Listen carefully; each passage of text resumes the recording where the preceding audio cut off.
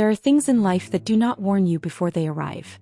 They do not announce themselves before pulling the very ground from beneath your feet. They do not send a letter before the people you have trusted for years suddenly decide that your presence is no longer required. Eleanor knew this truth better than anyone. She had lost her husband Thomas to a bitter winter fever, and before the dark soil had even settled over his grave, she was already losing her home, her name, and her dignity. Everything was being stripped away, hand, by the very family that had once stood in a grand church and sworn to protect her. But this story is not about what was taken from Eleanor. It is about what she found when she was left with absolutely nothing. If you have ever felt like the world was closing in on you, if you have ever watched the wrong people win while you stood in the cold, then you need to hear what happened after Eleanor crossed the iron gates of the Sterling estate and never looked back. If you believe that a woman's dignity cannot be stolen by those who never deserve to hold it, please subscribe to the channel. This story will prove that blessings do not arrive when we beg for them. They arrive when we show the courage to build them from the ruins. In the late 19th century, in the isolated valleys of the northern countryside, grand estates operated like small, impenetrable kingdoms. The word of the family matriarch held more weight than any signed parchment, and a widow without children was viewed less as a grieving human being and more as a logistical problem that needed a swift resolution. Eleanor was 32 years old when Thomas died. She had spent 7 years inside the imposing stone walls of the Sterling Manor. She had arrived as a hopeful bride, her wooden trunk filled with hand-stitched linens and a heart full of quiet expectations. Over the years, the grand house had slowly emptied those expectations, replacing them with a stoic, quiet strength that the Sterling family constantly mistook for submission. Thomas was a good man, though often overshadowed by the imposing figure of his mother, Margaret Sterling. Margaret was a woman of small stature but colossal authority, a matriarch who never needed to raise her voice to make the very walls of the house tremble. When Thomas first fell ill in November, it seemed like a common chill, but the fever took root deep in his chest. For 3 weeks, it was Eleanor who stayed awake through the freezing nights, changing the damp cloths on his forehead, listening to his ragged breathing while the rest of the family slept soundly in the east wing. In his final days, Thomas's mind was clouded, but in brief moments of clarity, he looked at Eleanor with a desperate, silent apology in his eyes. He passed away on a Tuesday afternoon. While Eleanor held his lifeless hand, Margaret Sterling was already in the parlor downstairs, discussing the redistribution of Thomas's assets with his older brother, William. The funeral was a cold, formal affair. Eleanor stood completely still, her face pale and dry. She had learned long ago that crying in front of the Sterlings was simply handing them a weapon. She only wept when she was entirely alone in their bedroom, holding Thomas's woolen coat against her chest.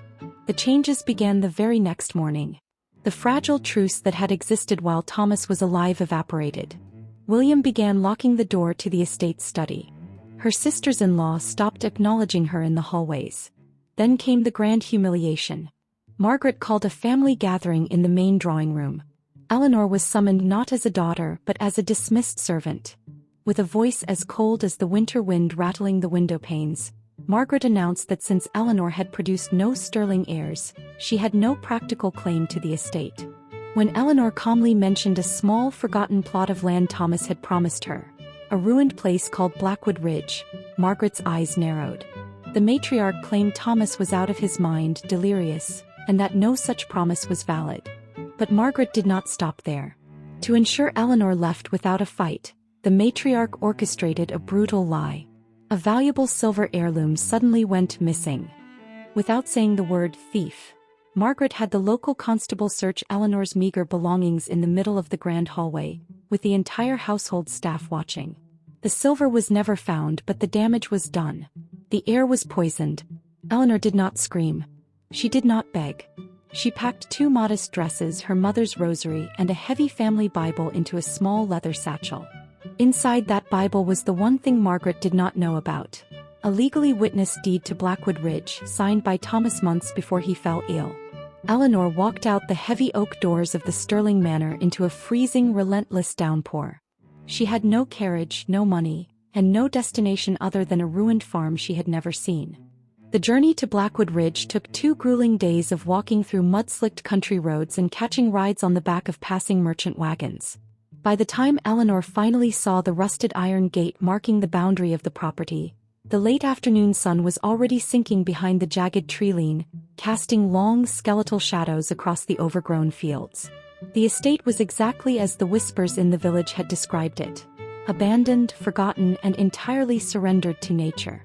The wooden gate hung awkwardly by a single, groaning hinge.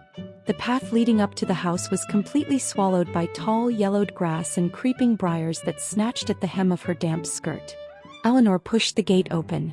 The rusted metal screamed in the quiet evening air, a harsh sound that seemed to startle the deep silence of the valley. She stood at the edge of the property and looked at her new home.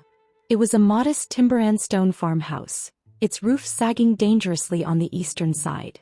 The windows were either shattered or boarded up with rotting planks, looking like dark, empty eyes staring back at her.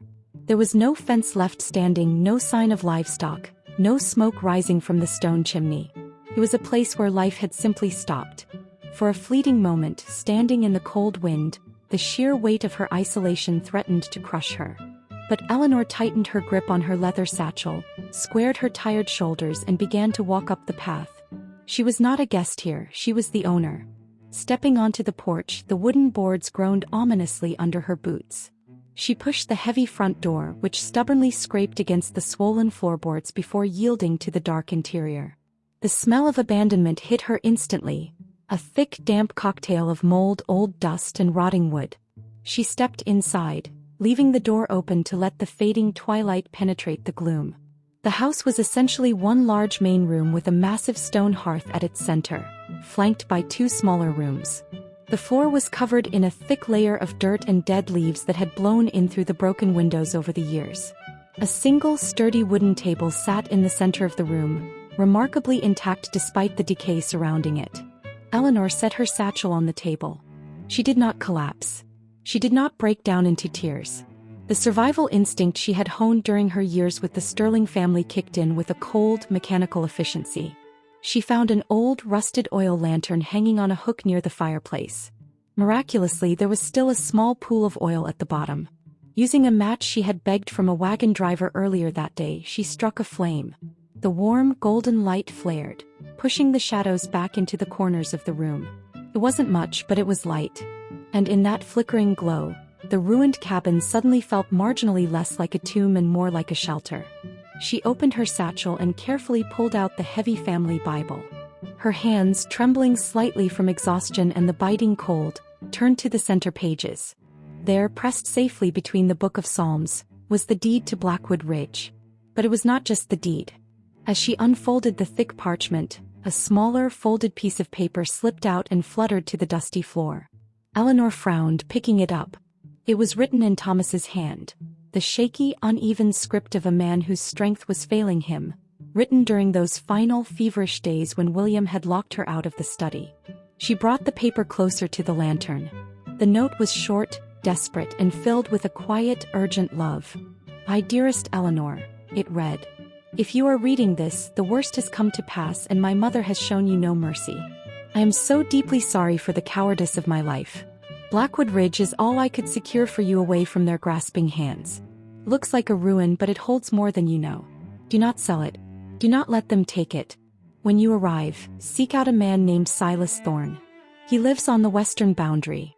He was a loyal friend to my father and he is a man of honor. Show him this note. He will help you understand what you truly possess. Be brave, my love." Eleanor read the words 3 times. The silence of the house pressed in around her, but it no longer felt hostile. It felt expectant. Thomas had not just left her an abandoned farm. He had left her a puzzle, a hidden lifeline thrown across the boundary of death. She carefully folded the note and placed it back inside the Bible. She looked around the ruined, filthy room, the broken windows, and the cold hearth. She was entirely alone, miles from civilization, with no food and no fire. But as she touched the cold stone of the fireplace, a tiny spark of something fierce and unbreakable ignited in her chest. The Sterling family thought they had buried her. They didn't know she was a seed. The first morning at Blackwood Ridge arrived with a biting frost that coated the overgrown fields in a layer of brittle white. Eleanor woke shivering on the hard wooden floor, wrapped in her only spare dress. Her bones ached from the damp cold and her stomach gnawed with hunger, but as the pale sunlight filtered through the broken window boards, she did not allow herself the luxury of despair. Despair was a privilege for those who had someone to catch them when they fell. Eleanor had no one. So she stood up, brushed the dust from her heavy skirts and got to work. She spent the first few hours doing what she could with her bare hands. She cleared the dead leaves from the floor, piled the rotting debris in a corner, and used a bundle of dried pine branches as a makeshift broom. It was exhausting, back-breaking labor, the kind of work the Sterling family would have considered utterly beneath them.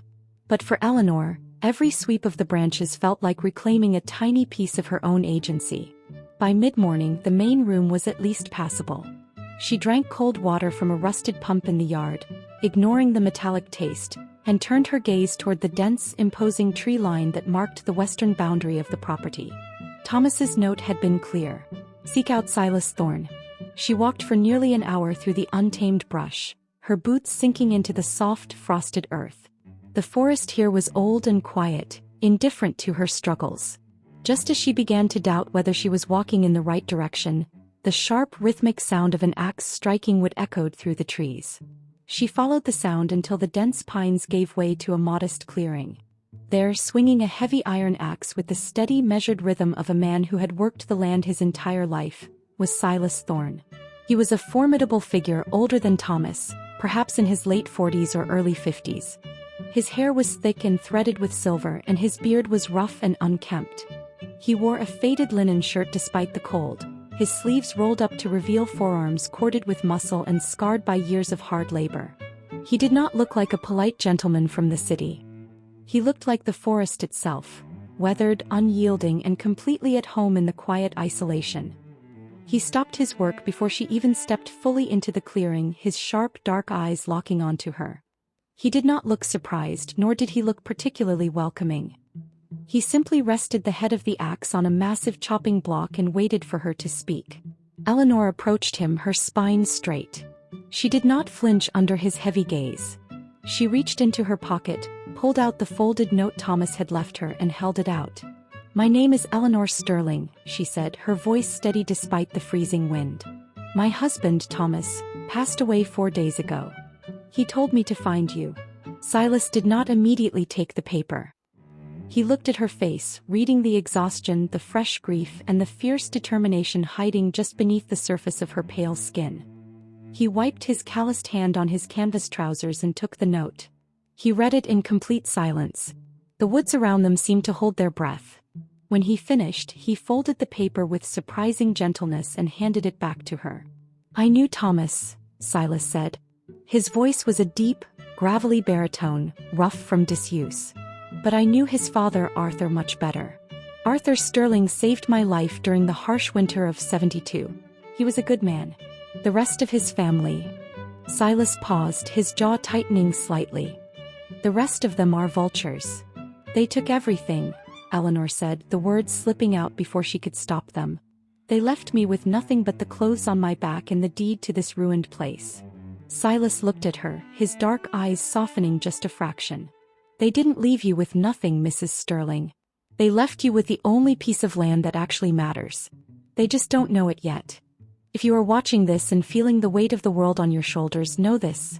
Sometimes the very people who try to bury you are unknowingly handing you the shovel you need to strike gold. If you believe in karma and second chances, please hit the like button. Your support helps us tell more stories of resilience." Silas drove his axe into the chopping block with a decisive thud. "You shouldn't be out here without a proper coat. The wind will cut right through you." He turned toward a small, sturdy cabin sitting at the edge of the clearing and gestured for her to follow. "Come inside. I'll make tea. And then we're going to fix your roof before the next storm hits."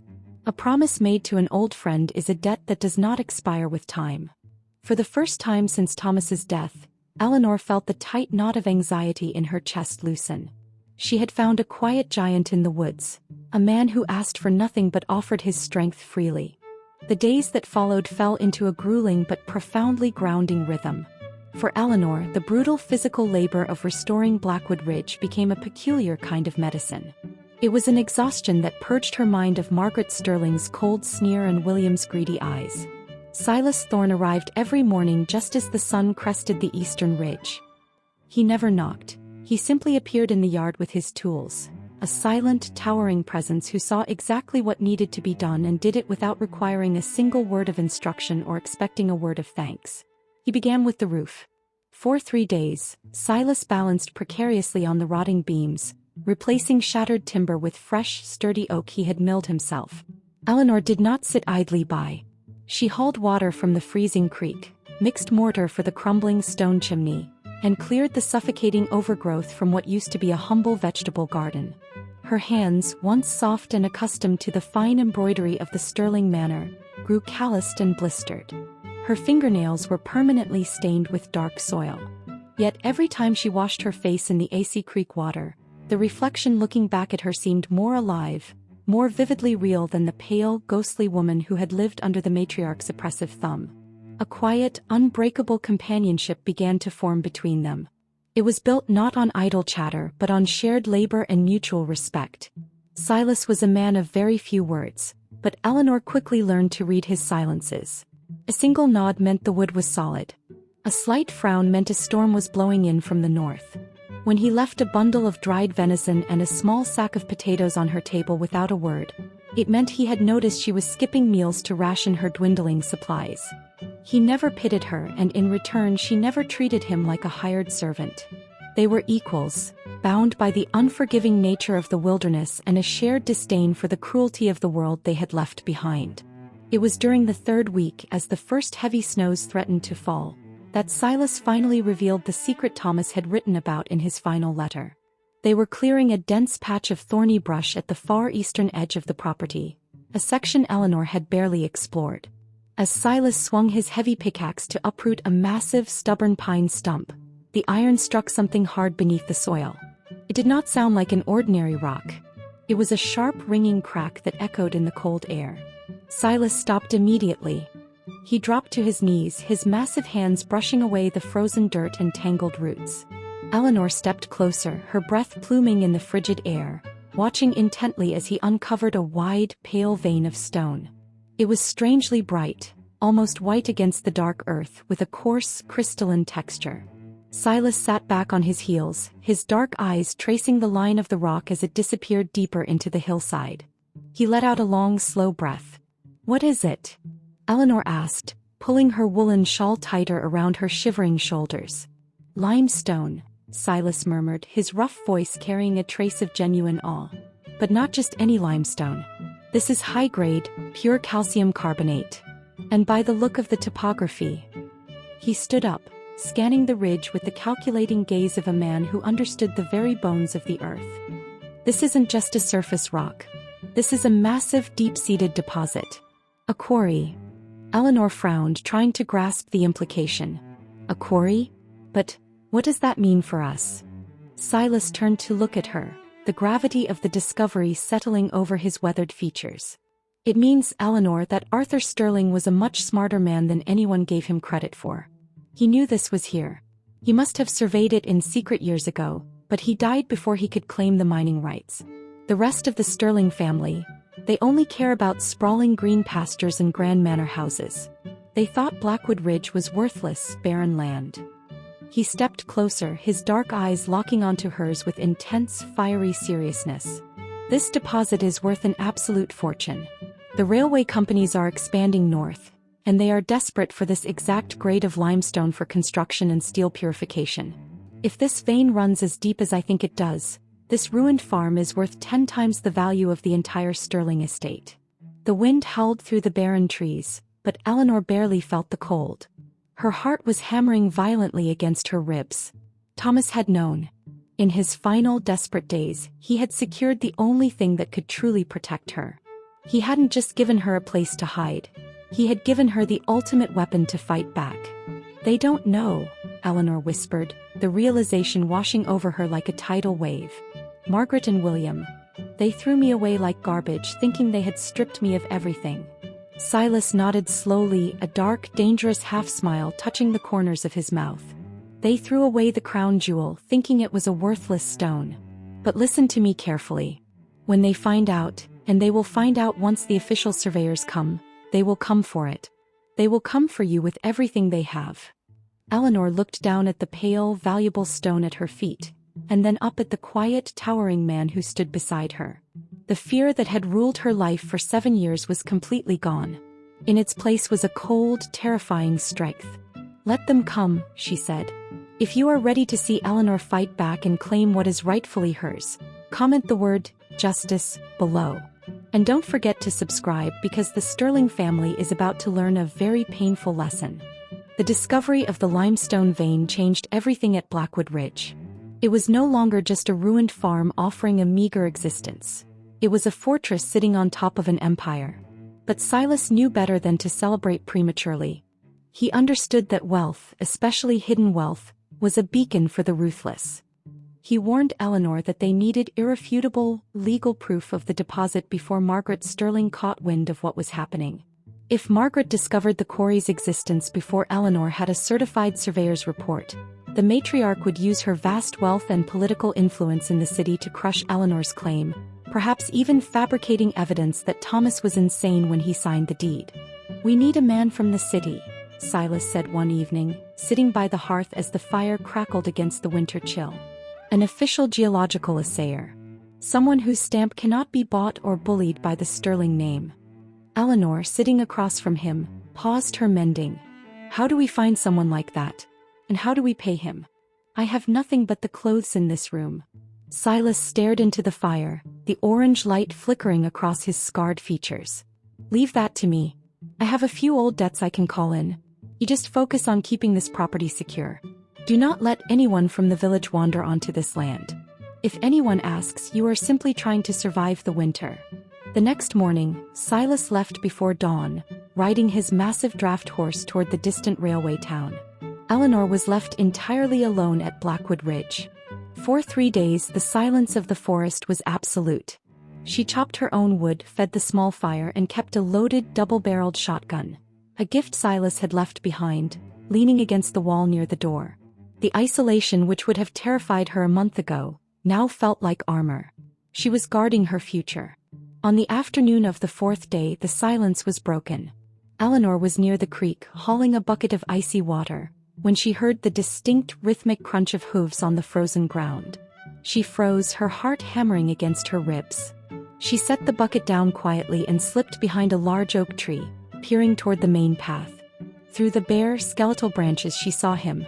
It was William Sterling. He was riding a sleek, expensive chestnut mare, wearing a heavy wool coat tailored to perfection, looking utterly out of place against the raw, untamed backdrop of the ruined farm. He did not look like a man coming to pay his respects to his grieving sister-in-law. He looked like a man inspecting property. He rode slowly toward the cabin, his sharp eyes scanning the repaired roof, the cleared brush, and the smoke rising from the chimney. He pulled his horse to a halt in the yard and dismounted, his expensive leather boots sinking into the mud. "Eleanor," William called out, his voice carrying that familiar, arrogant drawl that always made her skin crawl. "I know you are here. There is smoke in the chimney. Come out." Eleanor did not move. Her fingers tightened around the rough bark of the oak tree. When she did not answer, William sighed, a theatrical display of exaggerated patience. He walked toward the cabin door and pushed it open. Eleanor watched as he stepped inside her home. A cold, furious anger ignited in her chest. How dare he? How dare he step into the only place that was truly hers, as if he still owned her? She stepped out from behind the oak tree and walked swiftly toward the cabin, her footsteps silent on the frosted grass. She reached the porch just as William was walking back out, a look of profound disgust on his handsome, cruel face. "Living like a savage," William muttered to himself, brushing a cobweb from his pristine sleeve. Then he saw her standing at the bottom of the steps. He stopped, a condescending smile touching his lips. "Oh, there you are, Eleanor. I must say you look terrible. The wilderness does not suit you." "Get off my land, William," Eleanor said. Her voice was not loud, but it was as hard and cold as the frozen earth beneath their feet. William laughed, a sharp, barking sound. "Your land? Oh, my dear, deluded girl. That is precisely why I am here. Mother sent me. We have filed a formal petition with the district magistrate. We are contesting the deed. Thomas was clearly out of his mind, poisoned by fever, when he signed this worthless rock over to you. We are reclaiming Blackwood Ridge for the Sterling estate. Eleanor stared at him. They didn't know about the limestone.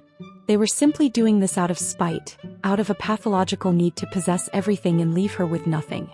You will not take this place, Eleanor said, her voice dropping to a dangerous whisper. William stepped down the stairs, towering over her. We already have, Eleanor. The hearing is in 2 weeks. Pack your miserable bags. Or freeze out here. I truly do not care. He mounted his horse and rode away without looking back. William's visit confirmed Silas's worst fears. The Sterling family was not going to wait. They were moving to crush Eleanor before she could even establish a foothold. When Silas returned 2 days later, his massive draft horse practically steaming in the freezing air, Eleanor was waiting for him on the porch. She told him everything.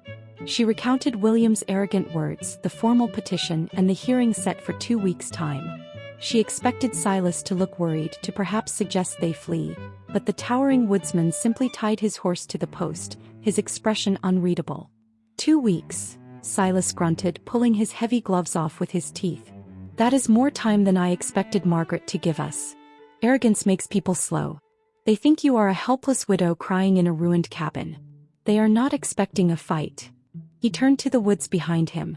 And they certainly aren't expecting him. From the shadows of the tree line, a second rider emerged.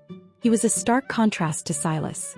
He was an older, meticulous-looking man, dressed in a thick traveling coat, spectacles perched on his nose, carrying a leather satchel that looked identical to a doctor's bag.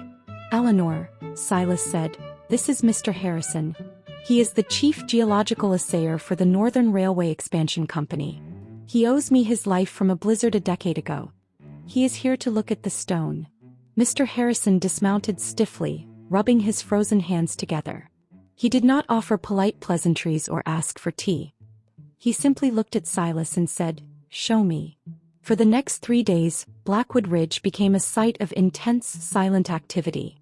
Mr. Harrison worked with a manic, focused energy.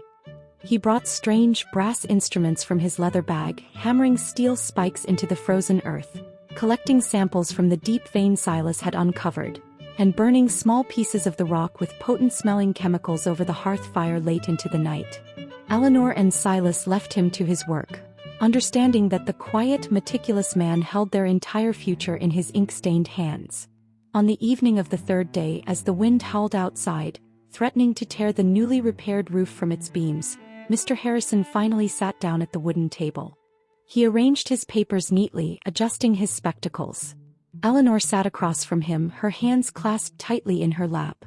Silas stood behind her, a massive, silent guardian, his hand resting lightly on the back of her chair.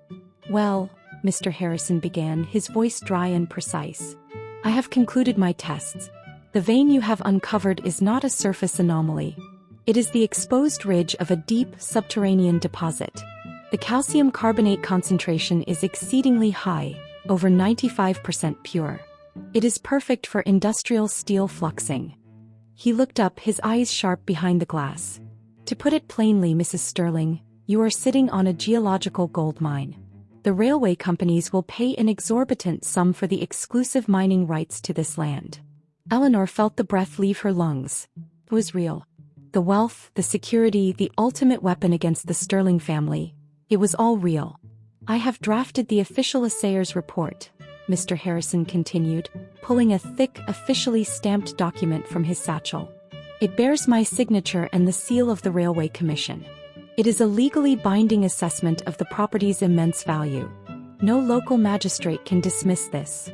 He slid the document across the table. Eleanor reached out, her fingers trembling slightly as they brushed the thick parchment. This piece of paper was her armor. "There is one problem, however," Mr. Harrison said, his tone growing serious. "If the Sterling family manages to invalidate your deed at the hearing, this report will only make them obscenely wealthy. You must ensure that the magistrate upholds Thomas's signature. If you lose the deed, you lose the quarry. If you are holding your breath waiting for the ultimate showdown, hit the like button now." Eleanor is armed and ready, and the Sterling family has no idea what is coming. Silas stepped forward, his massive frame casting a long shadow across the table. "They will try to prove Thomas was delirious, that he didn't know what he was signing. We need a witness. Someone who was there when Thomas signed the paper, someone who can testify to his sound mind. Eleanor looked down at the report. Her mind raced back to those dark, terrifying days in the Sterling Manor. Thomas had signed the deed in secret, knowing his family would stop him. Who else had been in the room? Suddenly her eyes widened. "Dr. Eris," she whispered. "The physician from the city. Margaret brought him in to examine Thomas the week before he died. He was in the room when Thomas asked me for the pen. He saw him. He spoke to him." Silas's eyes gleamed with a dangerous, predatory light. "Then we need to find Dr. Eris before the hearing. Because if we put him on the stand, Margaret Sterling's entire empire of lies will burn to the ground." The journey to the industrial city took 2 exhausting days. Silas and Eleanor rode the supply train out of the valley, leaving the frozen, quiet sanctuary of Blackwood Ridge behind for the sprawling, smoke-choked streets of the capital. For Eleanor, the city was a jarring reminder of the world she had been violently expelled from. The cobblestone streets were crowded with horse-drawn carriages, wealthy merchants in silk top hats, and the suffocating smell of coal smoke. Yet as she walked beside Silas, she realized something profound had shifted within her. She no longer felt like the fragile, terrified widow who had been cast out into the rain. Walking next to the towering, quiet woodsman, she felt like a warrior returning to enemy territory. Dr. Jonathan Eris kept a modest medical practice in the bustling merchant district. When Eleanor and Silas pushed open the heavy glass door of his clinic, the small bell chimed sharply, cutting through the low murmur of the waiting room. Dr. Eris was in his small office, reviewing a ledger. He was a man in his late 50s, with tired eyes and a face lined by years of witnessing human suffering. When he looked up and recognized Eleanor, the blood visibly drained from his face. He quickly ushered them into his private study and locked the heavy oak door behind them. "Mrs. Sterling," Dr. Eris said, his voice dropping to a nervous whisper. He glanced at Silas, clearly intimidated by the massive, scarred man standing silently by the doorway. "You should not be here. If Margaret Sterling finds out that I am even speaking with you, she will use her influence to ruin this clinic. She controls half the medical board in this city." Eleanor did not sit down. She stepped closer to his desk, her dark eyes locking onto his terrified gaze. "I am not here to exchange pleasantries, doctor. I am here because my husband died in agony, and in his final days he did the only thing he could to ensure I would not starve in the streets. He signed a deed transferring a ruined farm to my name. And now Margaret is telling the magistrate that Thomas was delirious, that he was out of his mind with fever and didn't know what he was doing." Dr. Eris swallowed hard, looking down at his desk. He was very weak, Eleanor. The fever was consuming him. But his mind was clear, Eleanor pressed, leaning her hands on the polished mahogany. "You were in the room, doctor. You saw him ask for the pen. You heard him speak. You know he was completely lucid when he signed that paper. I need you to testify at the hearing. I need you to tell the magistrate the truth." The doctor shook his head violently, backing away toward the window. "I cannot. You don't understand the power that family wields. If I stand against Margaret Sterling in open court, my career is over. I have a family to feed. I am truly sorry for your loss, Eleanor, but I cannot be your martyr." The room fell into a heavy, suffocating silence. Eleanor felt a cold knot of despair forming in her stomach. If they lost the doctor, they lost the quarry. They lost everything. Then Silas moved. He did not yell. He did not draw a weapon. He simply took 2 slow, deliberate steps toward the desk. The sheer physical presence of the man, the breadth of his shoulders, the quiet, dangerous stillness in his dark eyes, sucked the oxygen right out of the room. Silas leaned down, placing his massive, calloused hands flat on the doctor's desk. "Dr. Eris," Silas said, his deep, gravelly voice barely above a whisper, yet resonating like thunder in the small room. "A man's life is measured by the weight of his word. Thomas Sterling trusted you in his final hours. He trusted you to witness his final act of protection for the woman he loved. If you let his mother destroy his dying wish out of cowardice, you are not a healer. You are an accomplice to a robbery. If you believe that the truth is worth fighting for no matter the cost, leave a like on this video. Let's see if Dr. Eris has the courage to stand up to the Sterling Empire." Dr. Eris stared at the giant of a man, trembling slightly. Then he looked at Eleanor, seeing the raw, unyielding desperation in her eyes. The doctor closed his eyes and let out a long, shuddering breath. The silence stretched for a full minute, heavy with the weight of a man deciding the fate of his own soul. Finally, Dr. Aris opened his eyes. He reached into his desk drawer, pulled out a fresh sheet of official medical parchment, and picked up his fountain pen. "When is the hearing?" he asked, his voice shaking but resolved. Eleanor exhaled, closing her eyes as a profound wave of relief washed over her. "Thursday morning," she said. They had their witness. The trap was set. Now all they had to do was spring it. The morning of the hearing arrived with a biting, freezing wind that rattled the tall windows of the district courthouse. The courtroom itself was a grand, intimidating chamber of dark oak panels, high ceilings, and rows of hard wooden benches designed to make the common man feel incredibly small. When Eleanor walked through the heavy double doors, accompanied by the towering, silent presence of Silas Thorne, the room fell into a hushed, judgmental silence. Margaret Sterling was already seated in the front row, looking like a queen holding court. She wore a pristine black silk morning dress, her posture rigidly perfect, her cold eyes fixed forward. William sat beside her, whispering something to their expensive, silver-haired lawyer, Mr. Pendleton. When William noticed Eleanor, a cruel, mocking smile touched his lips. He leaned back in his chair, radiating the arrogant confidence of a man who believed the game was already won. Eleanor took her seat on the opposite side of the aisle. Silas sat directly behind her, his massive frame taking up the space of two men, his dark eyes sweeping the room with the vigilant intensity of a wolf guarding its territory. He had left Dr. Aris in a private room down the hall, instructing the nervous physician to wait until he was called. The magistrate, a stern, balding man named Judge Hawthorne, struck his gavel. The heavy sound echoed like a gunshot in the tense air.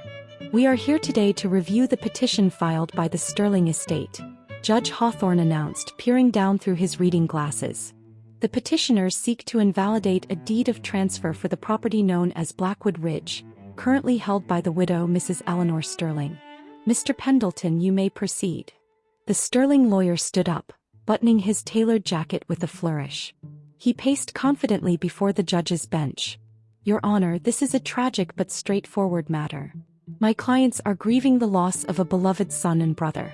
In his final weeks, Thomas Sterling was consumed by a violent, brain-boiling fever.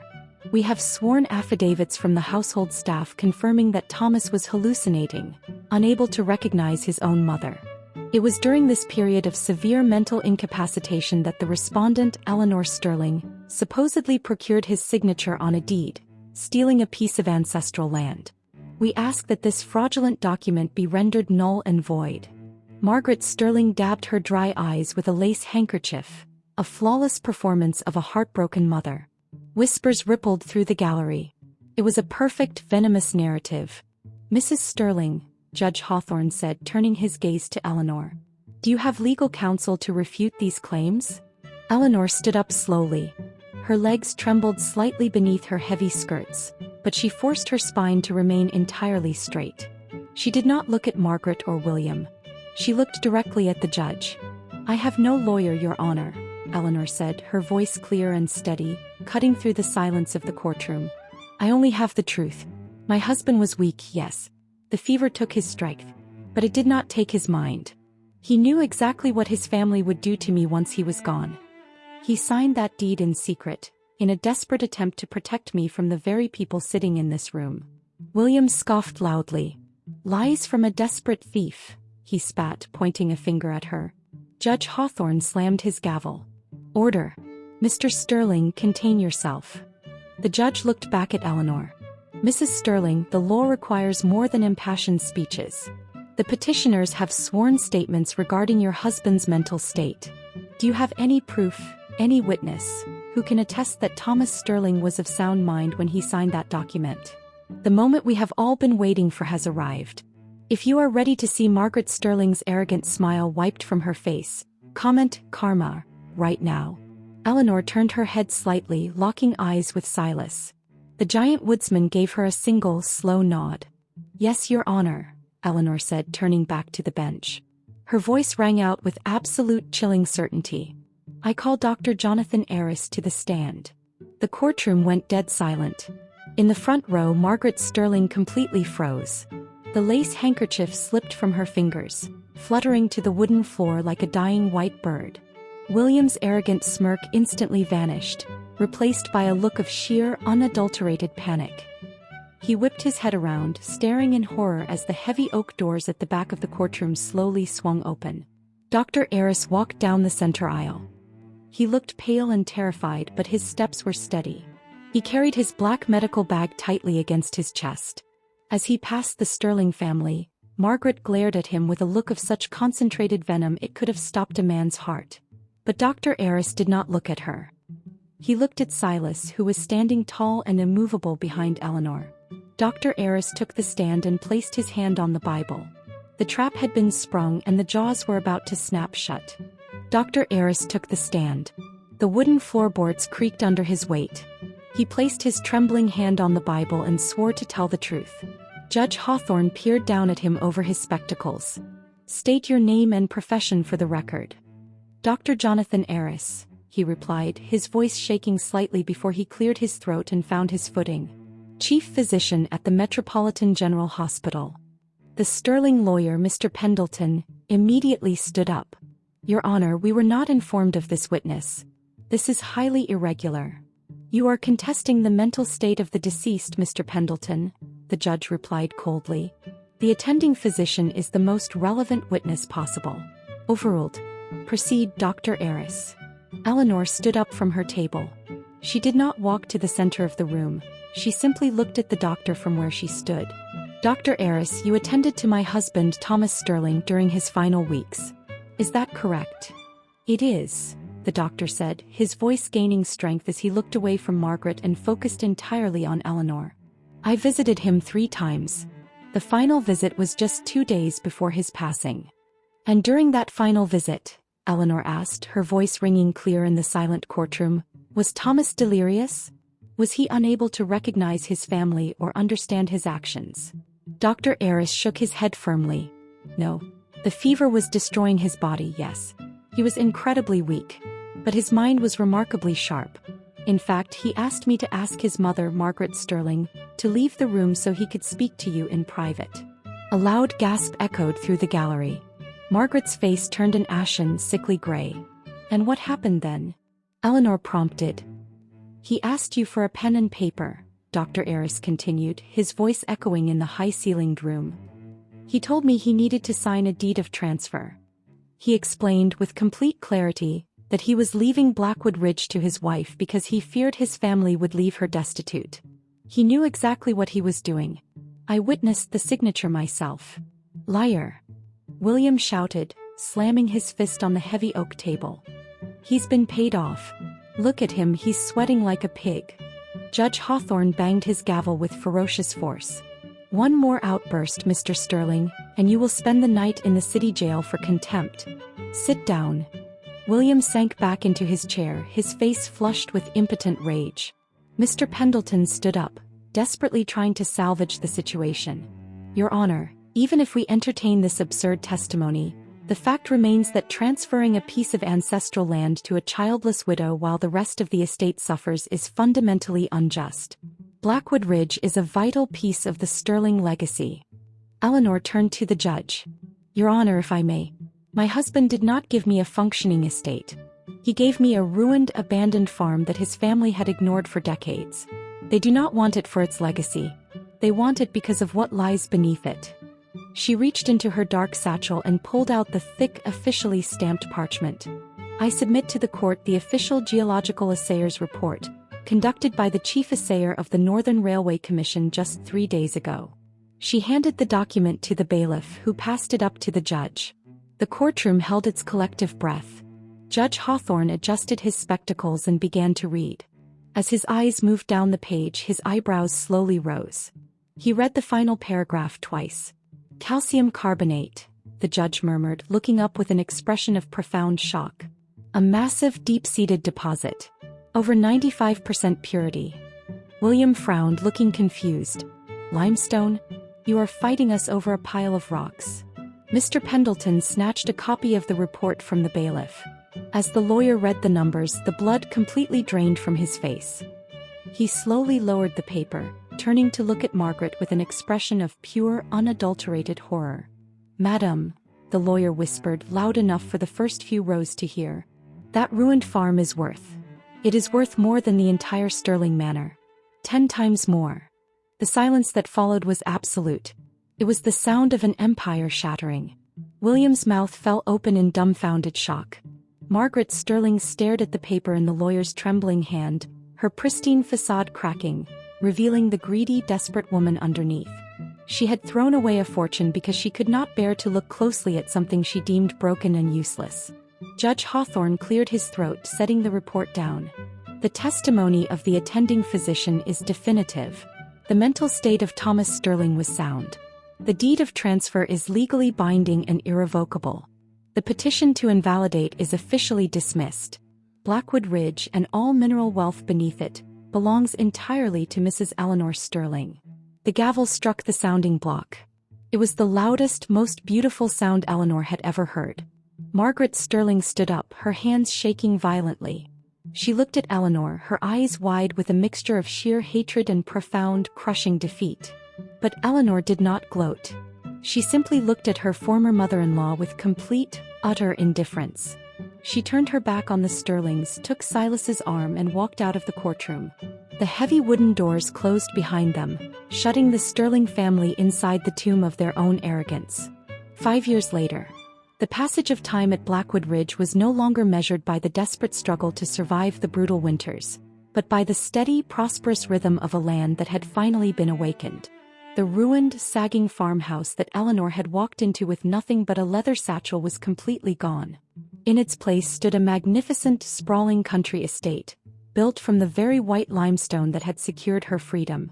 The stone walls caught the golden light of the late afternoon sun, glowing warmly against the dark ancient green of the surrounding pine forest. Eleanor stood on the wide, wraparound porch, a steaming cup of tea in her hands. She was 37 years old now, and the years had not diminished her. They had refined her. The pale, terrified widow who had once flinched at Margaret Sterling's voice had been replaced by a woman of profound, quiet authority. She wore a beautifully tailored dress of deep emerald wool, practical yet undeniably elegant. The silver streaks that had begun to appear in her dark hair were not hidden, but worn proudly like crowns of earned wisdom. The quarry, located on the far eastern ridge, was fully operational, yet practically invisible from the main house. Eleanor had been meticulous in her negotiations with the Northern Railway Company. She had retained absolute ownership of the land, leasing the mining rights for an exorbitant sum that ensured she would never have to worry about money for the rest of her life. But she had also instituted strict rules about the preservation of the forest. Blackwood Ridge remained first and foremost a sanctuary. Down in the sprawling, perfectly manicured yard, a half-dozen stable hands were tending to a herd of magnificent thoroughbred horses. The estate employed over 20 people from the surrounding villages, people who were paid fair wages and treated with a respect they had never known working for arrogant families like the Sterlings. Speaking of the Sterlings, word had reached Eleanor a year prior that William had squandered the remaining family fortune on terrible investments, desperately trying to match the wealth he had lost at Blackwood Ridge. Margaret Sterling had passed away in a cold, empty manor house, surrounded only by the paid servants who secretly despised her. Eleanor had felt no joy at the news, only a quiet, definitive sense of closure. The universe had balanced its scales without her having to lift a single finger in vengeance. The heavy wooden screen door creaked open behind her. Eleanor smiled before she even turned around, recognizing the heavy, deliberate footsteps. Silas stepped out onto the porch. At 55, the towering woodsman was just as formidable as the day she had met him in the clearing.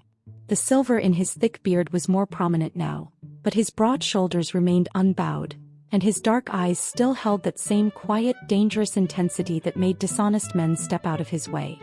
He wore a fine, tailored waistcoat over his linen shirt, a concession to his new role as the estate's co-manager, but he still refused to wear a tie, and his hands were still delightfully rough and calloused. He stepped up beside her, wrapping a massive, warm arm around her waist and pulling her close against his side. Eleanor leaned her head against his shoulder, perfectly content in the absolute safety of his presence. Their romance had not been a sudden, fiery explosion of youthful passion.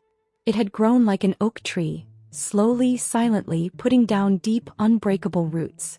It was the love of two mature people who had seen the worst of the world and had decided to build something entirely different together. The foreman sent the monthly ledger up from the quarry.